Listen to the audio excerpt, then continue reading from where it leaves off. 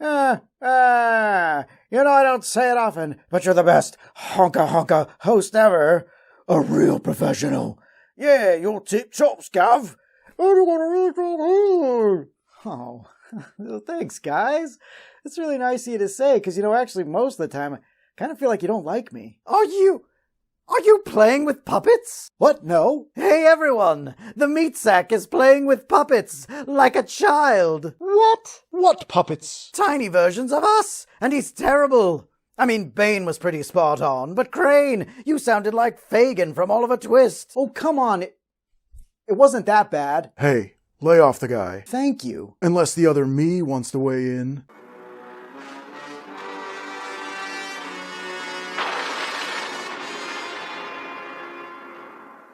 Welcome back to another episode of Batman the Animated Recap. Last time, we covered Feet of Clay, Part 1, featuring the origins of the villain Clayface. This time, we're finishing up the second half of that story. Season 1, Episode 21 of Batman the Animated Series, Feet of Clay, Part 2. We open on Bruce Wayne getting his mugshot taken.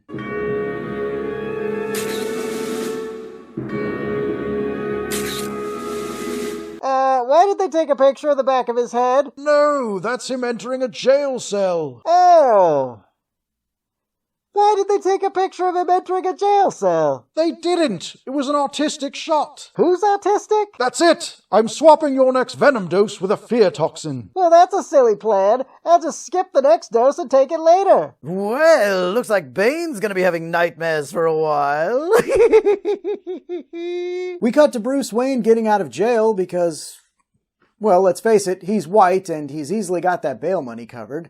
In the car, he does another ridiculous quick change by what appears to be him just putting the cape and cowl on over his regular clothing. That's my business bat look. It's good for JLA meetings, going abroad, dating app photos, that kind of thing. Alfred and Bruce discuss how whoever impersonated him must have been really good to convince Fox, who has worked for Bruce for 10 years' time. Bruce says that Raymond Bell claimed to not know who it was, but that he knows where to get the truth.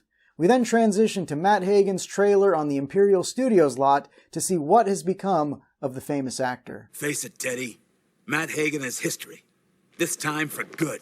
You made a comeback before. You can do it again. That little butt kiss is right. Hollywood is always looking for new movie monsters, and if you provide your own special effects, that's what they call a double threat. We cut to Roland Daggett expositing why he wants to take over Wayne Enterprises to his germaphobe henchman, Germs. Germs?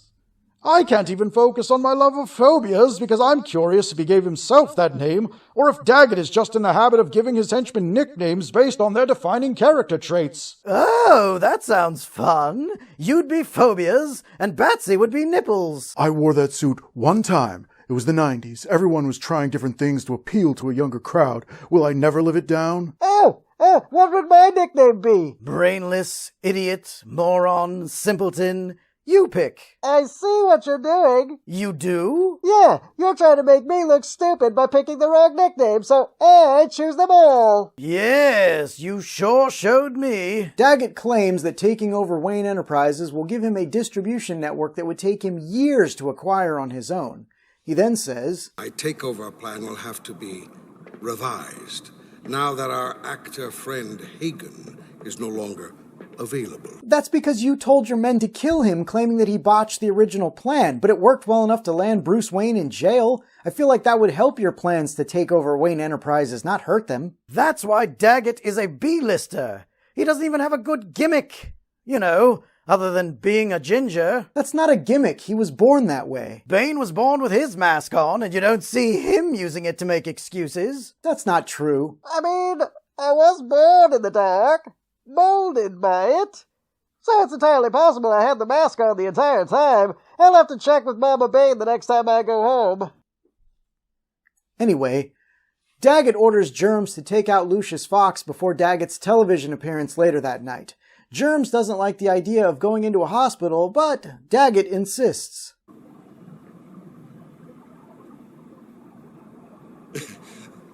Okay, Mr. Daggett. Back at Imperial Studios, we learn more about Matt Hagen's backstory. After his car accident, Hagen was approached by Daggett to be the first test subject for his Renew You formula. It's unclear how long Matt's been using the cream, But it must have been years because movies take time to make, and Teddy says, I mean, you had your biggest hits after the accident. Hagen should have gotten himself a finance manager. That many hit films means he should have easily had the money to get the surgery to fix his face without relying on a criminal like Daggett. But I guess actors are pretty dumb.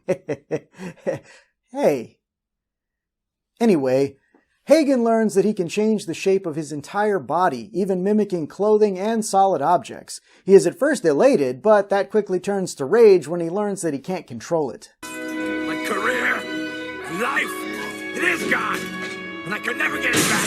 Hagen goes to the hospital where Lucius is being kept, with a plan in mind. Sooner or later, Daggett will send someone to finish off Fox. I can take his place. I could walk right up to him and bang! What a great plan! What are you talking about? That is a stupid plan.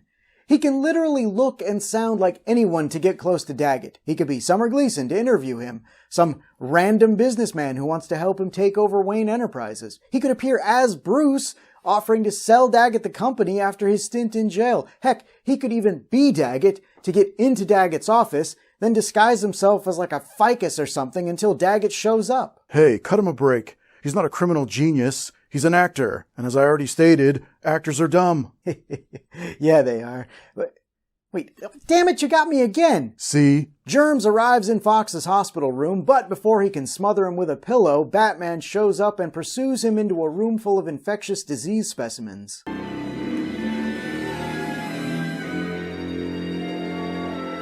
Oh my! His fear is so intense, you could taste it in the air. Is anyone else titillated? Can it, Crane? No one wants to hear about your fear erection. His fear erection? Yes, his fear erection. Why am I always having to explain these things to you? Batman threatens Germs with a container of seawater, pretending it's crimson fever. Germs reveals that it was Matt Hagen that impersonated Wayne, and he's about to tell Batman about Daggett's magic compound when they're interrupted by a security guard. Well, not a real security guard.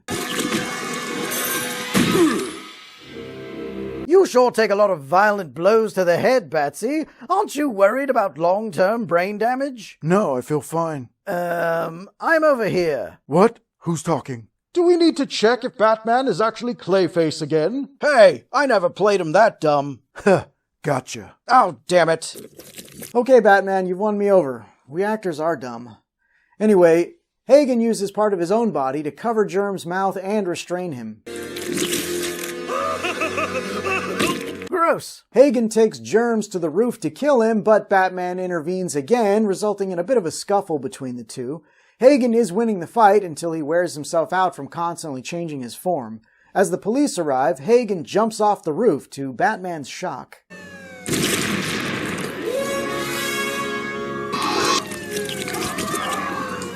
So, Clayface is invincible? What writer do I have to kill to get those powers? Hagen escapes into the sewer, leaving Batman and Germs on the rooftop. At least he left some of his clay behind on Germs for you to take and analyze to find a weakness. Oh yeah, that would have been a great idea. You didn't do that? No, I was hungry, so I went for a batwitch. And before you ask, it's a bat sandwich. PB&Js that Alfred cuts into the shape of bats. I find them both frightening and delicious. Oh, my head. Bane, are you okay? Yeah, I got sneak attacked. But don't worry, I got a good look at the guy. Keep your eyes peeled for a muscly guy with no hair, wearing some kind of a weird mask, and a vest. Yeah, it was definitely like a tactical vest of some kind. You just described yourself. Okay, well be on the lookout for me. I can't be trusted. What's wrong? Oh, just trying to figure out if he was dumber when he was Clayface or not. Back at Teddy's house, Hagen says that not even Batman can stop him from killing Daggett. Teddy tries to talk him out of it after having made him an entire Thanksgiving meal? Question mark? Don't you dare patronize me! I don't need food! And I don't need you! Poor sap. He's just trying to help. Please, he's just as selfish as the next chap. He only cares about Hagen's career because it affects his own. That may be true, but he doesn't deserve to get thrown around like that. Look, if he can't see he's in a toxic relationship and get out of it, that's his own fault. Oh, that's rich, coming from the source. Hey, Harley left me a long time ago, and frankly, we're both happier as a result of it.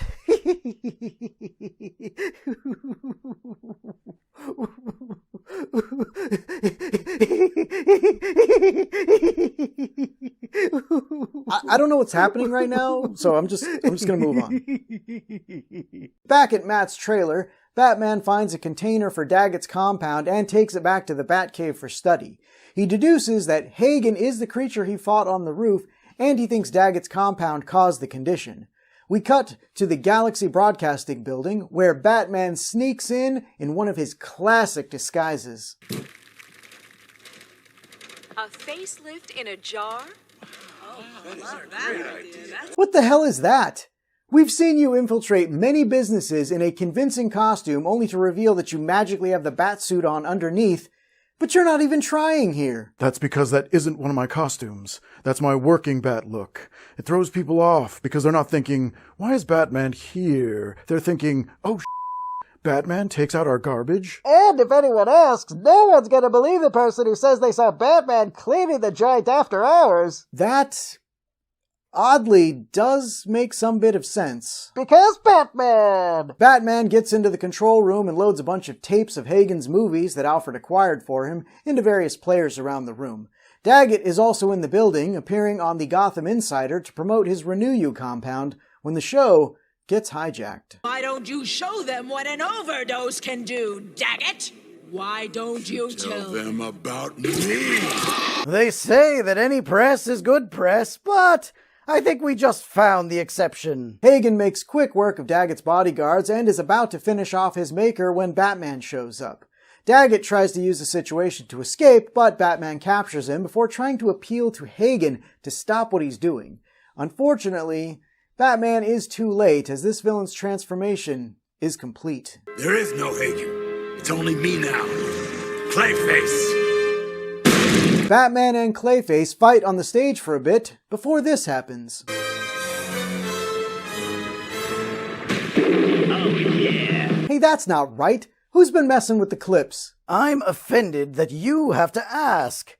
Besides, I like it better this way. Okay, I'll give you that one. Oh, yeah. Batman lures Clayface into the control room where he placed all the tapes. Things are actually looking pretty bleak for the Dark Knight when...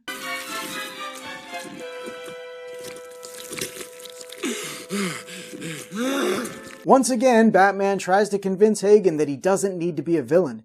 He asks Hagen to let him help find a cure, only to be met with some rather graphic imagery for a kid's cartoon. No! Hagen's gone! Make him stop haunting me! You think that's graphic? Hagen's naked all the time. Let that settle in your brain. The police show up just in time to see Hagen transform into Bruce Wayne and then electrocute himself. He gives his final lines before presumably dying. You know what I'd have given for a death scene like this? Man, getting drowned in face cream and then emotionally ripped apart by your own image before being electrocuted? Which writers hated this character? We cut to Alfred turning off a news report from Summer Gleason about the charges against Bruce Wayne being dropped and Daggett being arrested. We see Batman messing around with a tiny sample of clay from Hagen's body that was left at the scene of his death, leading to a shocking discovery. Electricity has no effect on it. It turns out that Clayface faked his death, leaving behind an empty clay husk. What a waste. He could have easily had a movie career as Clayface. In fact, I've commissioned a movie poster for what would surely be his first big hit. Ghost 2. I mean, sure, he's just playing the clay in the pottery wheel scene, but you have to start somewhere. The episode ends with Teddy saying goodbye to his former friend. A woman passing by Teddy stops and looks into the camera. It's Clayface, and he reveals he's gone full supervillain in the only way one can, by laughing maniacally.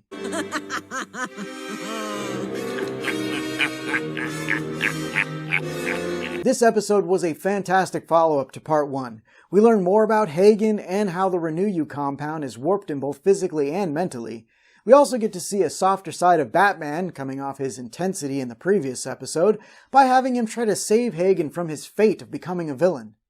What did you think, Scarecrow? I loved it. So many twists and turns, just like a big Hollywood movie. Clayface was especially terrific. An award-winning performance. I especially loved the part where he duped everyone.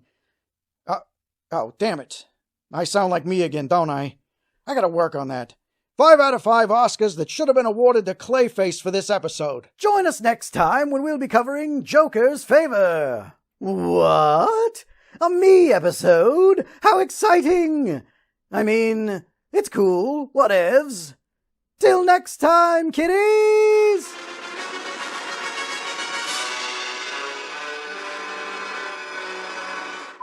I just wish you all would stop committing crimes so I can relax a bit. Maybe take a vacation. We're sorry, Bats. We had no idea. What's going on in here? Nothing. Are you using Meat Sack's puppets? It's not what it looks like. What's all the commotion? We're all getting fingered by Batsy. Never mind, I don't want to know. I can stand to hear a bit more. And don't skimp on the details. Thanks for watching, everyone. If you enjoyed this video, please consider leaving a comment and giving it a like and a share. It really goes a long way to helping out the channel. Don't forget to subscribe and click that bell icon to be notified when more Batman the Animated Recap episodes go up. Thanks, everyone.